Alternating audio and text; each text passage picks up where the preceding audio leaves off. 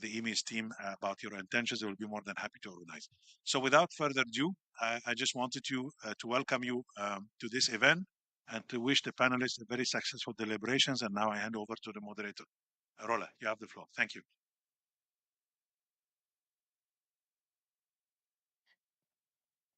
Thank you, Ali, for setting the scene and talking about a very interesting project that we know already CGIAR are part of it, but we really hope that it can draw a number of other partners, especially that it addresses not just the technical part and the integrated management of natural resources, but also the job creation, the economics of it, and the wider scale when we speak about water resource saving or improving the water resource management, which our friend Yusuf will talk about. It is my pleasure to invite Dr. Dina Saleh. Dr. Dina Saleh is IFAD Regional Director of the for the Near East and North Africa and Europe Division. And Dr. Dina Saleh, it's really a pleasure to have you here. We know that IFAD has a large and important portfolio in managing water and food, and particularly addressing the challenges for small-scale farmers. Can you please elaborate on and give some examples of that nexus that you have managed in the region? And where do you see still untapped opportunities for expanding more and upscaling? And how does investment play a role in that? The floor is yours, Dr. Saleh. Thank you, and good afternoon, everyone. It's really a pleasure. As Rola said, my name is Dina Saleh, and just to clarify, I also have the pleasure of having Central Asia and 3 countries in the Horn of Africa as part of the portfolio. So, as you can see, it goes from Morocco to Kyrgyzstan and down to Sudan. And this is really relevant, I think, to some of the conversation we're having today. I wanted also to say when I heard about the WEF, I mean, so consumed these days with another acronym, which is the NOAFI, you all have heard about, the Nexus of Water, Food and Energy, which was launched as the Egypt country platform. So I was trying to say, okay, maybe we need to start first getting the acronym right, but that's for another panel. No, so I just wanted to say, indeed, IFAD was established primarily to be able to address the challenges that the most vulnerable and those living in the most marginal and remote areas of the world. So this was really the purpose for which IFAD was conceived, and it was before the SDGs or even the MDGs. So rural poverty was really a part, I think is when we say our DNA, it is part of our DNA. And as you said, this mission has uh, driven us really to look at some of the harshest conditions. And of course, as we see today, increasing impact of climate, but not only, there's a lot more of other man-made challenges that also contribute to making these situations much more fragile. Just quickly to respond then to the question, some examples that IFAD has. One prime example I like to refer to is, and again, this is, as Dr. Ali was saying, this interconnected approach. How do we have integrated systems? I think one of them is looking at, we have in Djibouti. So what we have done is actually address these interconnected challenges by equipping water wells with solar and renewable energy systems. And this really helped reduce cost of diesel, pumping, what are they called? Machines or pumps, water pumps.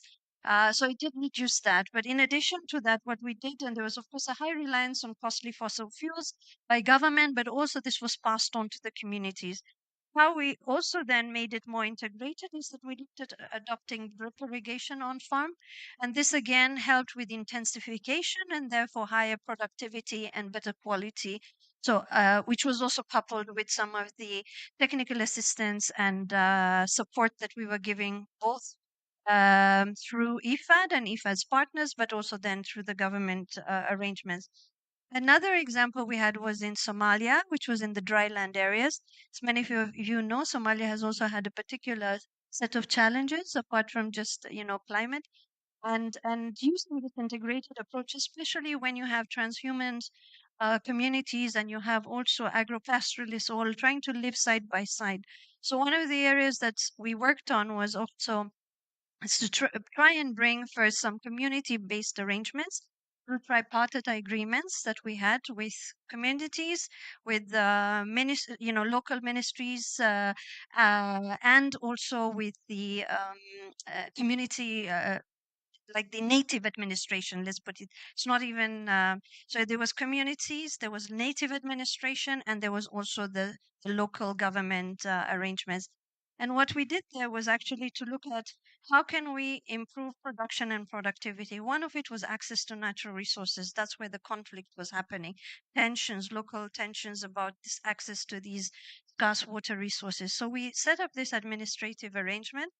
In addition to that, we put in then the solar pumps. We were able, but we knew that this was going to be sustainable because the communities had a clear structure, clear management arrangement in place, and they were bound to it because they signed up to these agreements. So it's very important to bring the communities through their local administrative systems to agree on a way to manage these operations. And that also was coupled with some sanitation, systems in place.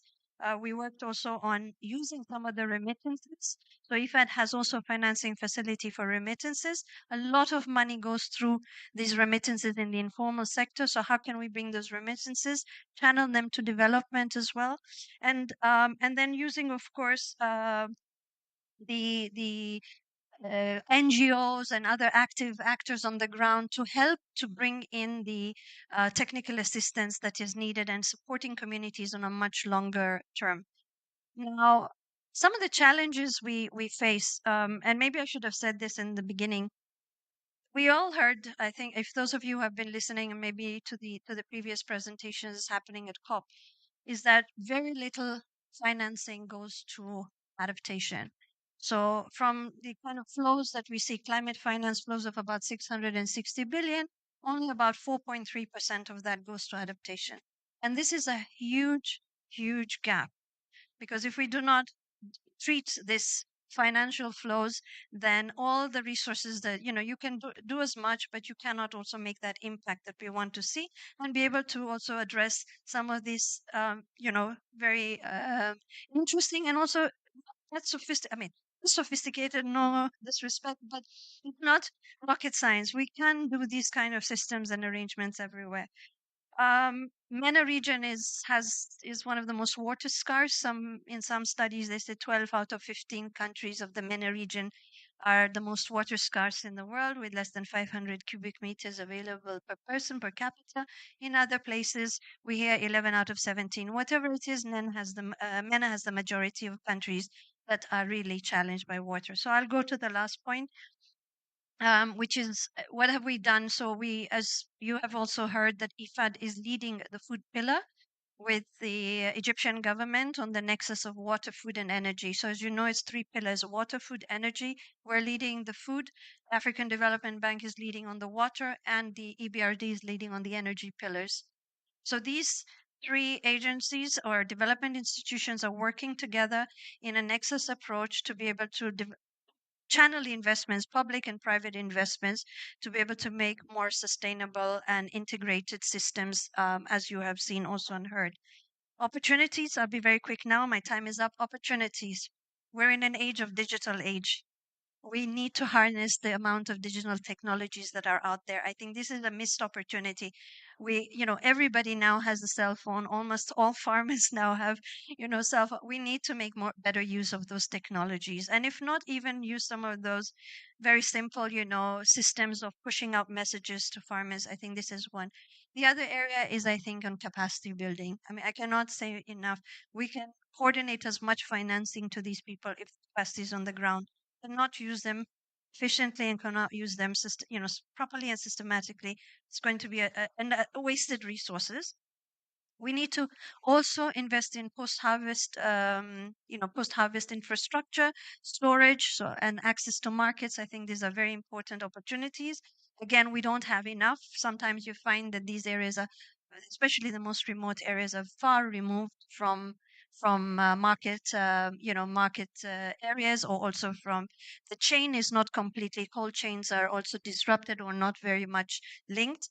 And the very last thing is addressing gender disparities. I know this gender disparities is a big elephant in the room, but especially when we talk of very traditional communities and cultures. But I think it's important, if you want, this is an opportunity of how can we address the gender disparities. And I see my friends. So I will not drag it more, but I think, thank you for inviting us. I think this is an interesting panel, and I'd like to continue having this discussion forward. Thanks. Thank you, Dina, for a very inspiring presentation and highlighting the key areas where you're working on as IFAD. And I really like the opportunities that you have highlighted. We will be having Dr. Amos later on. No, actually, maybe we will have Dr. Amos after. I'll switch a little bit on the agenda, but it's really good that you have also highlighted the importance of funding and finance and the funding gap, because really I think this is what will make or break this COP and many COPs. Unless we really upscale the amount of funding that goes to adaptation. Um, so let me invite Dr.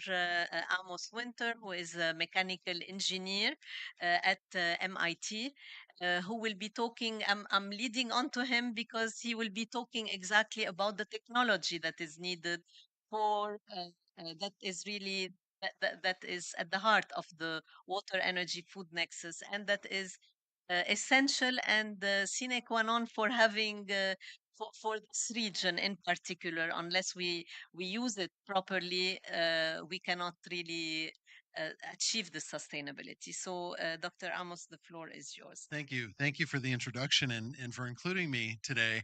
And you gave a nice lead in to a lot of the topics that I want to touch on. So my research group has been focusing on how to make irrigation much less expensive, use less energy, use less water in order for it to be adoptable in places like the MENA region. And we've been doing this in close collaboration with ICARTA for many years. And this work started with the design of drip emitters. And these emitters here, which are used for tree crops.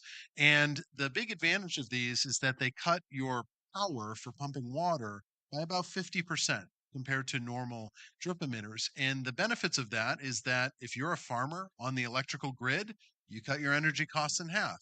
If you're a farmer who lives off the grid or with intermittent grid and you want to run a solar powered system, this will cut the cost of a solar irrigation system by about 40%.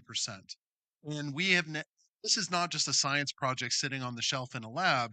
We have done pilots of this now in many, many locations around the MENA region, and also many applications of different crop types using wastewater. We've actually buried these under the ground to do subsurface irrigation, and they're working very, very well.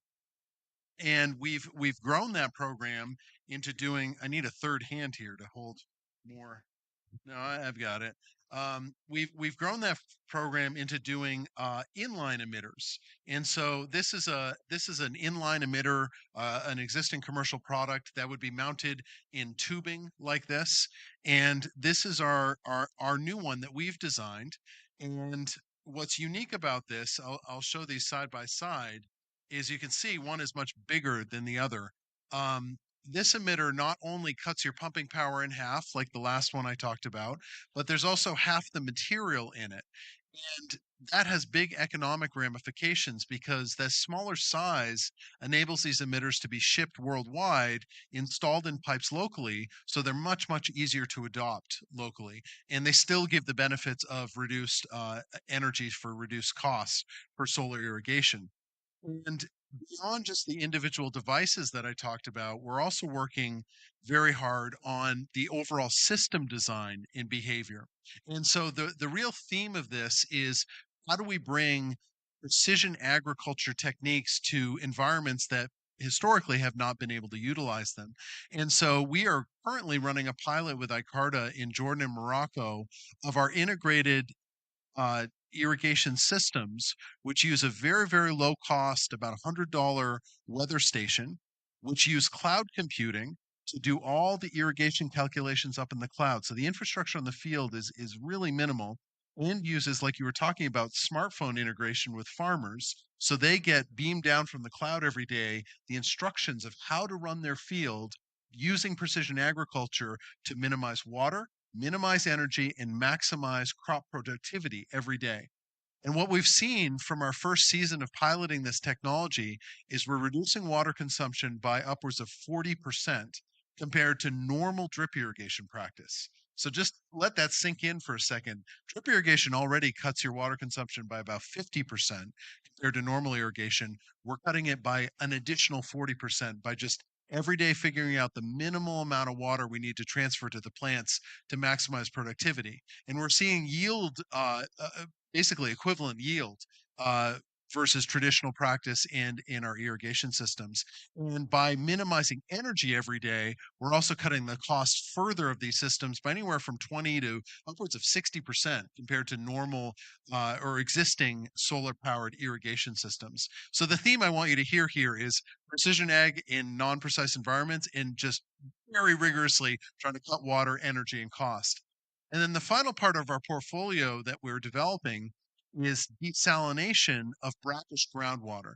This is a brackish groundwater is ubiquitous around the MENA region, and it's an underutilized water source where farmers could utilize it. They could grow more crops in areas that don't have a sustainable water source. So we've created a number of tricks to use solar power to desalinate. And compared to the industry standard of reverse osmosis running on the grid, we're seeing that we can use solar power to desalinate using our technology and produce water that's about 40% less expensive than on-grid powered reverse osmosis. And that's using renewables actually included in that cost. So we are going to be piloting that with our irrigation technology with ICARDA in Egypt in the coming few years. So that wraps up my overview, and I hope you like the main theme I want you to take out of this is that there's great opportunities for science to drop the cost of irrigation, cut water consumption, cut energy, and bring all those benefits to the MENA region. Thank you. Thank you, Dr. Amos. I think this is really a spot-on example where we see the wealth in action, really, and how technology actually is spearheading this process for water saving. And from that water saving, I would like to pass the floor to Dr. Youssef Bruzian, who is the country director of the country manager of EMI in Egypt. And EMI has been a key partner, and you've been in the integrated desert farming project. So, Yusuf, I'd like you to highlight how through that experience of collaborating with ICARDA on the integrated desert farming, how do you see that leading to better water management, reducing water consumption for irrigation, and how does that, how is that at the end of the day benefiting the water resource management, which we know in our region it's over 80%, which is a lot for that goes to irrigation in a region that is so water scarce. Yusuf, the floor is yours. Thank you, Rula. How much time do I have?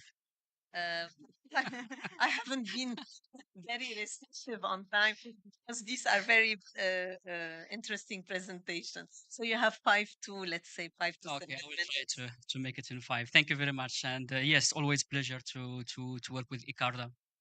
I mean, in this project and others. So thanks for having us today, and also thanks to Icarda leadership on this project. That is very, very important for the region. So yeah, I represent IMI in Egypt and also in the Middle East and North Africa region, IMI International Water Management Institute. is one of the CG centers. So we strive with our partners to achieve water security. So we have an office in Egypt from which we cover Middle East and North Africa region with teams, colleagues over many countries in this region. So coming back to your question, let me reiterate 2 or 3 things that are very important that have been said previously. So we are talking about very important, very interesting and special context. So drylands, they're well known for the specificity from water perspective, generally relying on groundwater. So groundwater is very important in this context, which means importance from socioeconomic perspective, but also a lot of pressure from quality and also quantity perspective. In this part of the world, uh, the culture is very important. It's very special, like many parts of the world. So culture is very important from gender. So we heard the, for example, the social norms are very special there. They need to be taken in any transformative work there.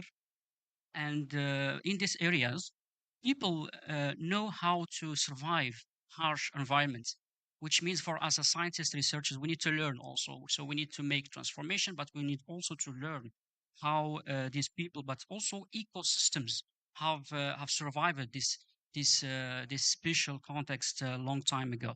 And the specificity is also coming from the socioeconomic activities there, very special cropping pattern that need to be reviewed, obviously, improved, transformed in some situations.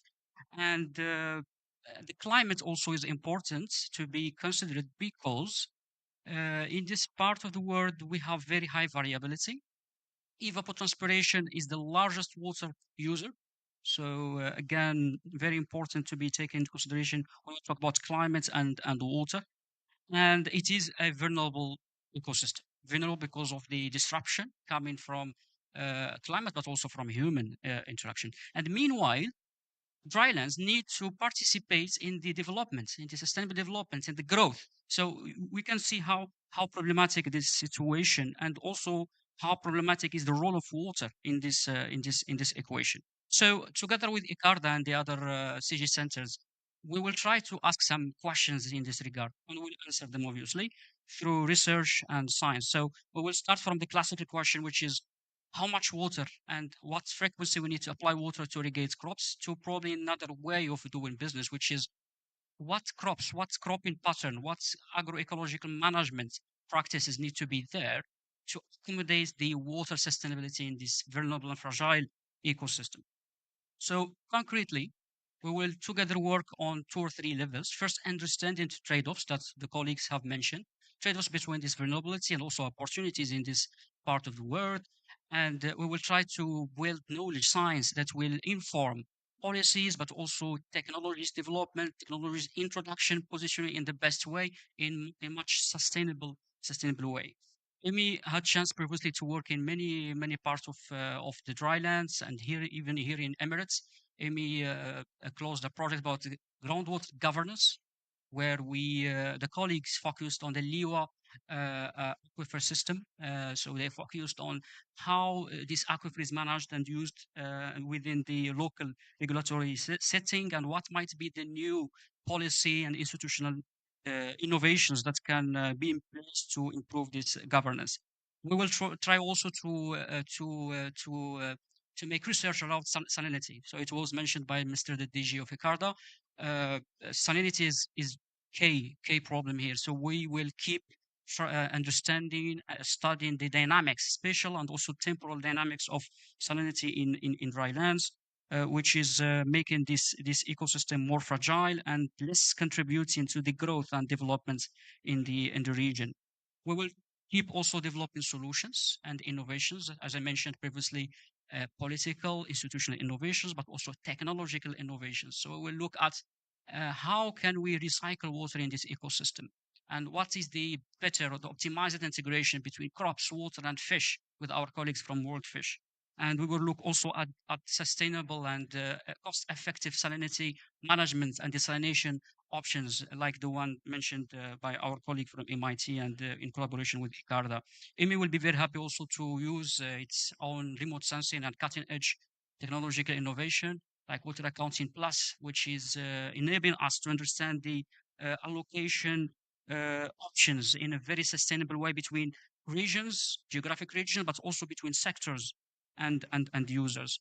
Uh, this project, this is my last information. This project is also very interesting opportunity to showcase the collaboration between our centers. So we enjoy this collaboration in this project between ICARDA, EUMI, IFPRI, and WorkFish, and each of these institutions will definitely bring an added value in this complex and also interesting part of the world to operate in. Thank you.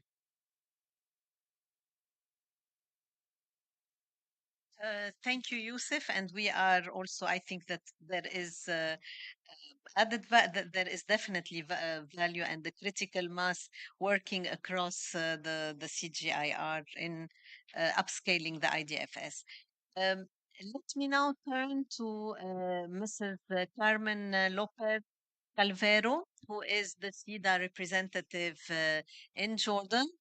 And SIDA has, we all know, a long history of working with this region, with the MENA region, on water resources initially, but then also looking at integrated natural resource management. And I think that many of the stakeholders have a good,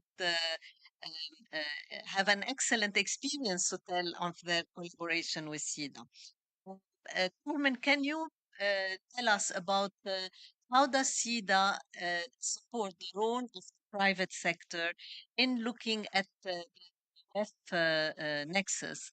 And can you give us some examples and elaborate on how how do you see your approach in addressing the WEF nexus in drylands and in general and semi-drylands and if you can reflect on these examples. Thank you. Yeah, thank you very much, Rula, and to my fellow sort of panelist, and good afternoon to everybody. So I'm, as Rula said, so I'm Carmen Lopez Clavero, representing the Swedish Development Corporation based in Amman, but covering the MENA region. I want to touch upon some of the points that our panelists to respond to your question, both with regards to climate adaptation finance, also with regards to innovation and research, something that our colleague and friend from Dr. Youssef from IFMI talked about, also about innovation, governance, and financing that. So from trying to respond to your question and lifting some of the points that my fellow panelists have lifted,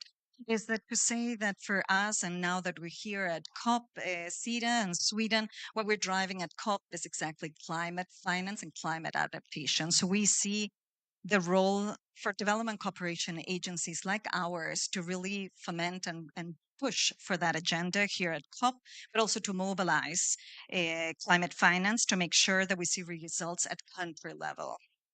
And we're trying to increase, as part of our government mandate, sort of the synergies between trade, markets, and aid to try to bring about more finance resources to development.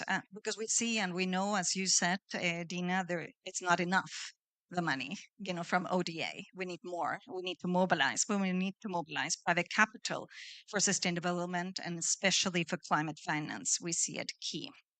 But how do we do it? We do it in a number of ways. We do it.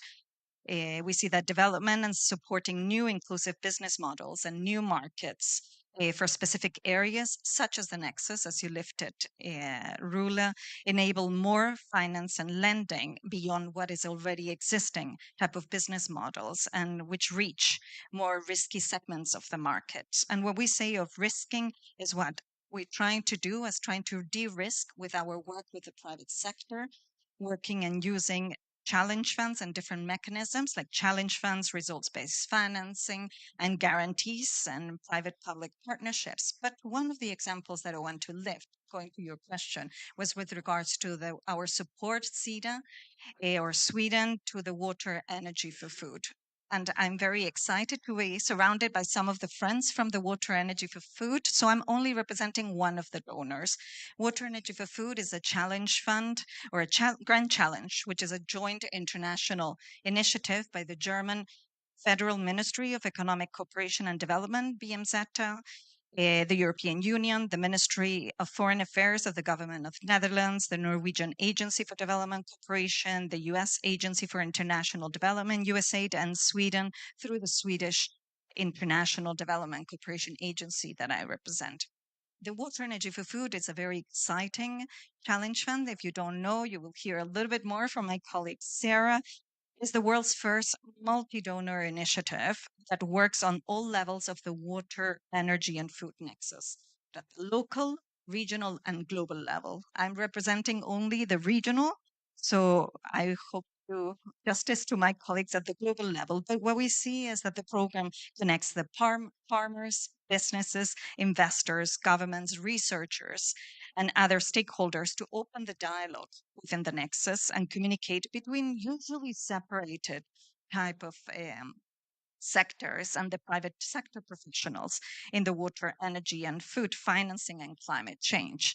So we see that bringing it all together under this umbrella of the water, energy for food, it sort of brings trying to finance innovative solutions like Dr. Amos was presenting, trying to fund and support innovation, collaboration, sort of the governance. But also what Lena was talking about from IFAD is also the climate adaptation. But in brief, as I was referring to the Water Energy for Food, the mission is to expand a sustainable scale of innovations in the nexus. We want to increase the sustainability through this fund of agricultural food value chains and to increase production of food with less energy and less water. So exactly innovations like what you highlighted is what we are after and what we're supporting. And we're trying to do this also by addressing environmental and climate resilience in emerging markets, and particularly focusing on the poor and women. But also, I want to address something that Lina sort of was highlighting. It's right about the technical assistance, but also if we don't have the financing mechanisms of helping the poor accessing these innovations, then also they will not be able to scale. They will not be affordable. And that's something that the Water Energy for Food is doing, is trying to bring about sort of end user finance. So those products are not in the shelf, sort of they can be scaled and they can be used for those target groups, women and poor people. So if I zoom in at some of the results that you were asking me before, if you look at the MENA, which is the one sort of the hub, so the work of the Water Energy for Food is divided into 5 regional innovation hubs, but I'm going to only refer to the MENA hub, which is closer to the work that I'm supporting. And what the team is doing is a collaboration also and a consortium of different partners under the MENA Regional Innovation Hub, and it's supporting to scale technical assistance, where we were talking about grant funding, investment facilitation, but also improving the enabling environment. And that I'm referring to Dr. Youssef, also talking about governance and the policy environment to be able to scale such innovations, but also bringing about the end user finance. So some examples of results I want to highlight just to finish is in the last 3 years, I can highlight that the MENA Regional Innovation Hub has supported 38 organizations or SMEs or small medium enterprises, helping impact 263,000 farmers and other end users. Through the use of the Water Energy for Food supported technologies, innovative business models, and digital solutions, these farmers and end users grew 4.9 million tons of food while saving, so I'm doing it slowly because it's very impressive, 759 million kilowatt hours of energy and 7.8 billion liters of water. And as you were highlighting, all of you, so that this region is one of the most water scarce regions. So this level of savings, 7.8 billion liters of water, is extremely impressive. And just to finish, additionally, all this innovation supported by the Water Energy for Food MENA Regional Innovation Hub focus on climate adaptation, going to your point, and also mitigation, and have reduced greenhouse gas emissions by 938,000 tons of CO2. Thank you.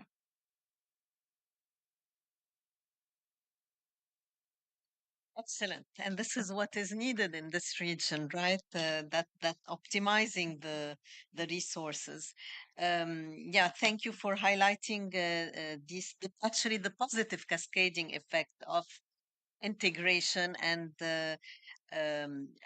also showing the how multi-stakeholder, multi-sector partnership is really a cornerstone of that. And I think the institutional, probably we did not address it enough in this. When you speak about that integration, water, energy, food integration, you really need to also build coherence in the institutional structure. So and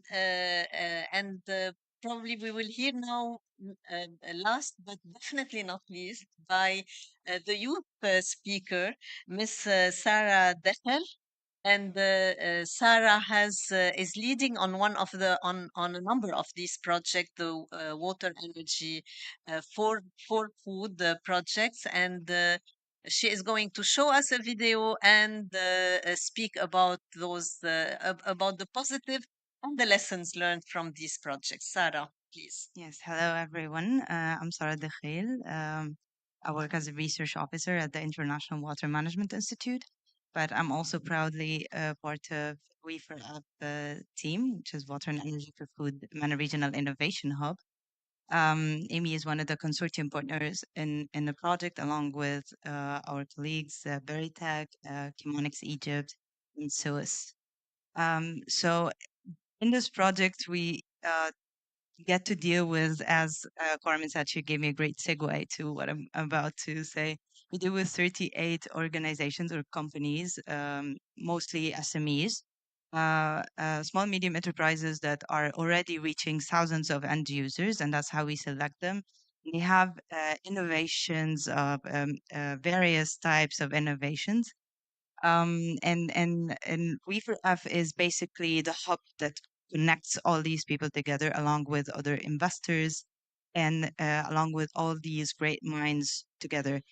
So what we do is that we provide these companies with a way to accelerate and transform by helping them identify their gaps and get the technical assistance required for these gaps. We also provide them with grants, but based on milestones and meeting targets. So we have a very good monitoring and evaluation and learning system in order to help them measure their impact. And all these numbers that Carmen has been saying are scrutinized and are revised over and over again in order to ensure that they actually are reaching those base of the pyramid end user that Carmen was talking about. And that's why we needed this end user financing mechanisms, very innovative end user financing mechanisms.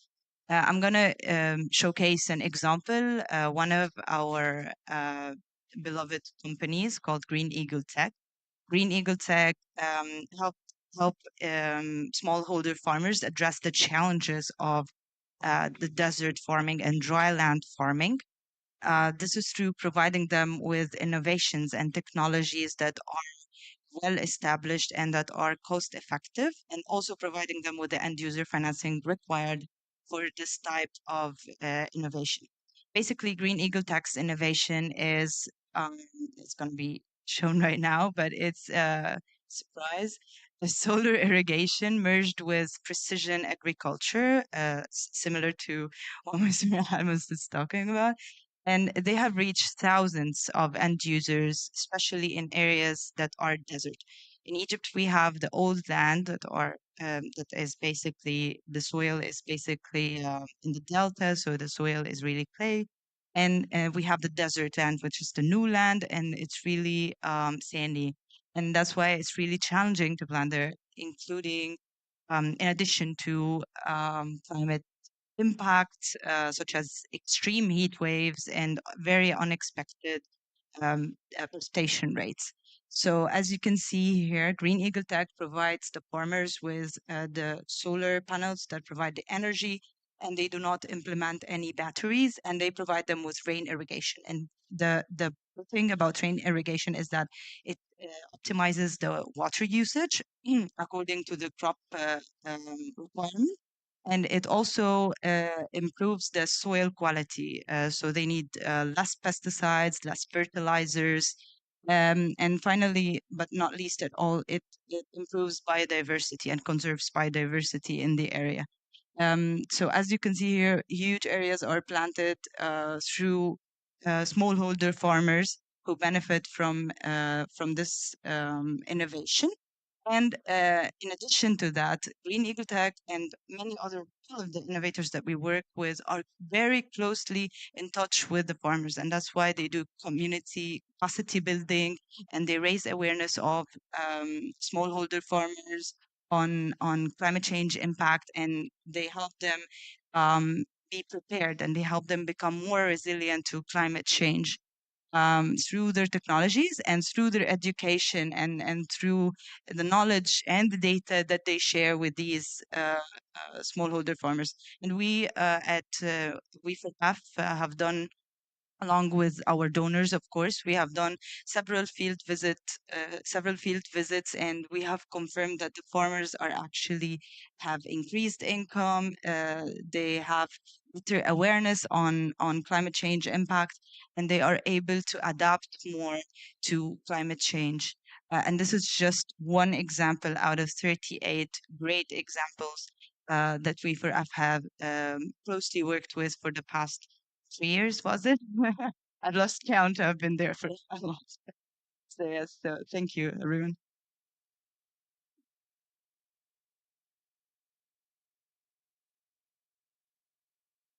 Thank you very much, Sarah. I think, yeah, you're showing some of the examples that are really that have impact and documenting impact on the ground, and we're definitely interested to hear more about it. Uh, I will. Well, we've heard these different examples, and it's good that we are on time. People had their chance to speak براحتهم, as we say. But and we do have about 10 minutes, 10 minutes for questions and answers, comments, reflection. So who would like to start? Please, Madam. If you can introduce yourself, and we need the mic.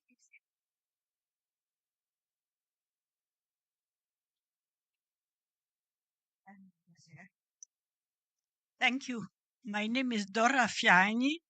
I'm chairing an Egyptian NGO by the name of Knowledge Economy Foundation. And I would like to take up the question of funding and funding farmers as following on what Dr. Dina have said. The reality of the day or in the market is that bankers continue to be very doubtful about funding farmers, and the statistics are there.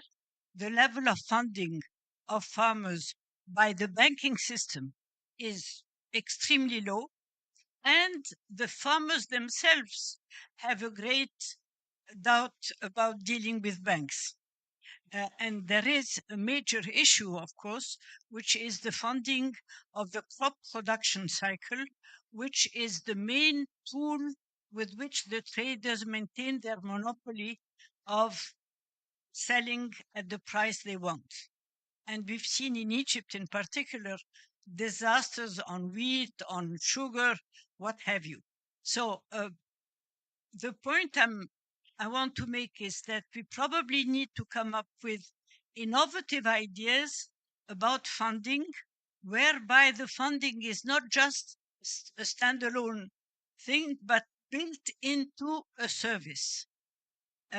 Because there is no way to progress if we don't address this issue, which is, of course, fundamental for the farmer. Thank you. Thank you. Let me take just one or two more questions, and then I can pass on to the panelist. Gleda, please introduce yourself. Thanks. Yeah, thank you so much for these Gleda, presentations. introduce Yes, my name is Gleda Lan. I'm from the Environment and Society Centre at Chatham House, which is a think tank in London. And I've been looking at climate resilience and come across some of your work. IFAD, I believe, worked on a project in Iraq since about 2005, doing no-till agriculture in Nineveh and some of the other provinces there, which had very good impacts on the yields. It was just a problem getting the equipment, during the conflict, and so that. But I wondered if you were doing any more on that, especially like using mulching, no-tilling to retain the moisture in the soil as well as carbon. And just secondly, have you done any work with the buyers of products, to try to encourage a market for products that are produced in a water sustainable way? Thank you, Gleda. Any other? Please. One.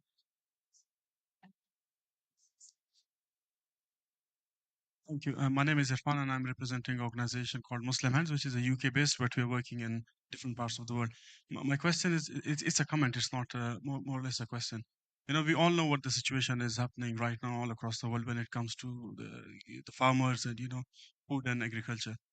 We've got solutions now. We've got donors sitting there. We've got technology-wise. We've got very good inventors. We've got another good ideas coming back. IMI is here to work with the government. So what is stopping us to just scale it up? I mean, like for how long we have to wait? We've got farmers. We know who need to be trained on adopt new technology, and it's not sitting in one region. They're all across the world where we all are present. So one of the suggestion would be, instead of us going everywhere, why don't we just take them to the places where things are working well and let them learn from it and take back the whole knowledge, and then investment needs to be done, in terms of finances. Good idea. Thank you.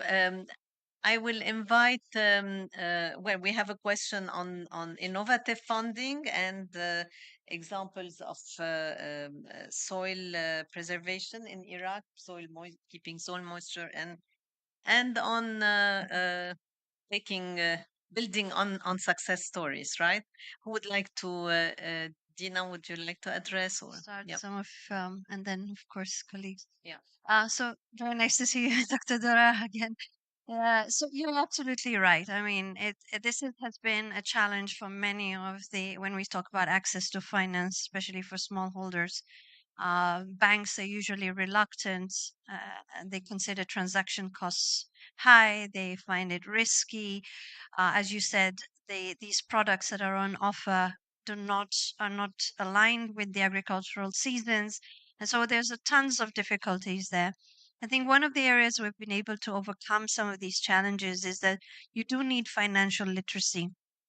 It's very important, and as you said, also, you need a systemic approach. You need to be able to not just address just how the money will go out, but also there's capacity is very important, both for the recipients of the funds to understand how to use the money. So I've got a very good example which I always like to use. So we were working, we work all over the world, but we were working in Moldova and Georgia. And many of the young entrepreneurs did not have, basically collateral history. They could not provide all the financing requirements for the banks. What happened here, and the banks were reluctant, there were no guarantees. What we did was we went into partnership with a bilateral donor to provide pre-financing advisory services. So how can they develop their business plans? And then they accessed, and there was a cost sharing between the clients and the banks on the investment. And after that, there was post advisory services to ensure the success of this financing. So this was a system where we really made sure that the banks understood what was the nature of this investment, and the clients understood also that they had a responsibility also, and they understood the implications of their business plan. So this was, I thought, a very good example, and I fully agree with you. I mean, the we can talk about it for ages about why it's not happening, but I think one of the big issues is this fragmentation. And it's true, you need to give bring this exchange visits. You need to bring South cooperation much more in the forefront to help spread the knowledge and allow these the farmers who are bearing the brunt to really understand the opportunities that they have just to learn from one another. But there is a lot of fragmentation, and we as responsible institutions need to start thinking about that. Sorry. I can speak to this. Please. Yeah. Yeah, I also live in a constant state of frustration about why can't we get something to fruition fast enough, and it's for a few reasons. One, the ag industry is a very low risk tolerant industry, right? If you want a farmer to use a new solution, they can't afford to lose a crop if it doesn't work well. So we are right in the middle of a big scale up and distribution strategy, which will take a few years, where we are going to move from pilots to commercial rollout. But that has to be done in succession while we get more and more people familiar with our technology and trusting it and seeing it working in real life. And then they're confident to adopt it and actually buy it. And then the other barrier that I think slows things down is that you have to align many different value propositions in order to get a product not only manufactured but adopted. So this is another thing we're always working with, that I I always want to be in the position of saying, here's a new solution, and I don't have to justify why it costs more. If I can offer a better solution for the same price point, that's an easier way to adopt something. We have to work with our partners in industry. Toro is our big manufacturing partner on our drip emitters, and so they're navigating many different global financial factors and thinking about how to take on and manufacture a new product. Even though our product is very cheap and in the long run will make them a lot of money, there's still a barrier to entry to ramping up production. So I joke often that most of my job right now is playing the game of aligning value propositions between stakeholders. So I think all of those take time, but I think your presentation was great. There is a big scale up, and you're showing that you can do solar irrigation and save water. And I think ours is on that trajectory as well. We're showing really good results. Farmers definitely want it. They're telling us. So the motivations are there, the incentives are there, and we're just now bringing it to fruition, which takes time. Thank you. I would like to sort of address a couple of the points. I mean, I think one with regards to the access of finance, I completely agree with that. And that's what the example that I was bringing with the water energy for food and the end user the finance is exactly that. It's sort of de-risking the access for poor people and poor farmers in particular to be able to get or de-risk sort of the investment from the banks that maybe they don't want to invest in them. So it's sort of that's how this catalytic finance and the water energy for food challenge fund sort of it's also bringing in sort of the end user finance or the farmer finance and de-risking mechanism there. So that's what we're trying to address with this fund.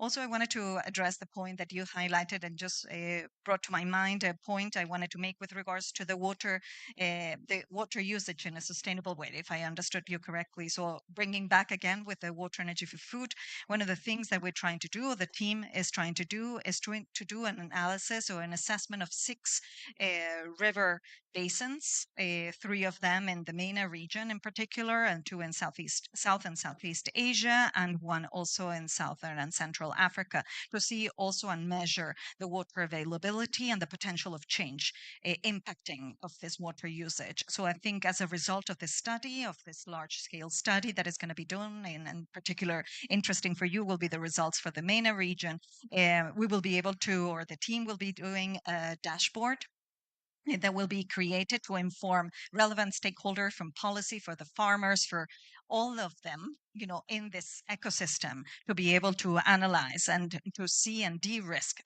sort of the water usage. So I think this is something to watch out, and I'm sure my colleagues from the water and for food will be able to be able to sort of respond and talk bilaterally. Thank you, about that. Carmen. Thank you. Thank you. Let me just, we're running out of time, so I will just give 1 minute to Sarah and 1 minute to Yusuf to reflect and maybe give concluding remarks. Please, Sarah. Yes, it's just that we had an event a week ago with the CGIAR Climate Security Hub, and we were discussing exactly that, how to de-risk the end user financing. And in WEF, we have 2 success stories. One of the innovators that we have actually supports the farmers with the documentation required for them to apply for a loan in the agricultural bank. And he helps them like finance literacy that we were speaking about. This kind of knowledge is transferred from our innovators who are capable of applying for loans to the farmers. But this is one way to go about it. And another success story is one of our innovator who does contract farming, and that's why he provides the contracts as some sort of an insurance for the bank, um, so that the bank is more, trusting in the farmer that he has a contract and that he will sell this crop. Thank you. Thank you, Sarah. Yusuf? Quickly, Yusuf. Eh? Thank you. All right. Since I'm probably the last one to speak, so let's try to end it on a positive note. No, I will try to touch on your comment and also your question. We definitely have successful stories in the region. I mean, definitely there's a room for improvement. I agree. This is why we are here. We are trying to strive for that. But there are a lot of very successful cases in Egypt. The use of drainage water in agriculture is a success story in the region. Uh, uh, uh, Irrigation water saving technology in Jordan. It's something that we promote everywhere. In Morocco, this year they are targeting 1 million hectare of no-till agriculture. So a lot of things definitely to take and upscale elsewhere. At CGIAR, upskilling is something very, very important. It's for us, it's science. And we have even specialists and trainings for that because we believe in this tool to promote innovations and also to be sure that they will be there in a very sustainable way. And coming to the question regarding the sustainability of innovations in markets, and I will probably share quickly an example from previous experience that we'll definitely promote in our projects with ICARD and other CG centers. We worked in Jordan to introduce new irrigation water saving technologies, but we use the market system as approach to introduce these innovations. So we didn't use the classical way of going to the farmer and teaching him and piloting. No, we acted on all different market actors in specific ways to be sure that this technology and innovation or practice is there and will stay there even beyond the project duration. And then institutional settings, regulatory arrangements are very important. And some situations, some taxes, for example, are preventing retailers to imports, for example, some irrigation technologies which make low take from the farmers. And again, the WEF Regional Innovation Hub project is also working in this perspective by working on enabling the environment for innovations and also practices. Thank you very much. Thank you very much. Let me conclude. First of all, thank you all. I think it has been a very rich session with, we've heard about innovation, technology, integration, institutional setting, funding, collaboration, but all there are definitely untapped resources that can be harnessed, that need to be harnessed, and we need to be working together for that to upscale funding, upscale the role of the private sector, bring in more gender balance. I'm happy that on this panel, at least, we have 3 women panelists who spoke extremely well. And I would like to thank you, really. You've done a superb job, and thank the audience. And sorry for any delay. And let me, before I conclude, tell you that ICARDA is organizing with the Ministry of Environment and Climate Change in UAE a field trip to the integrated desert farming on the 7th. On the 7th of December in the afternoon. The place and the logistics will be communicated, but we really would like to invite you to take this opportunity, being in UAE, to visit the site. Thank you very much, and have a very good evening.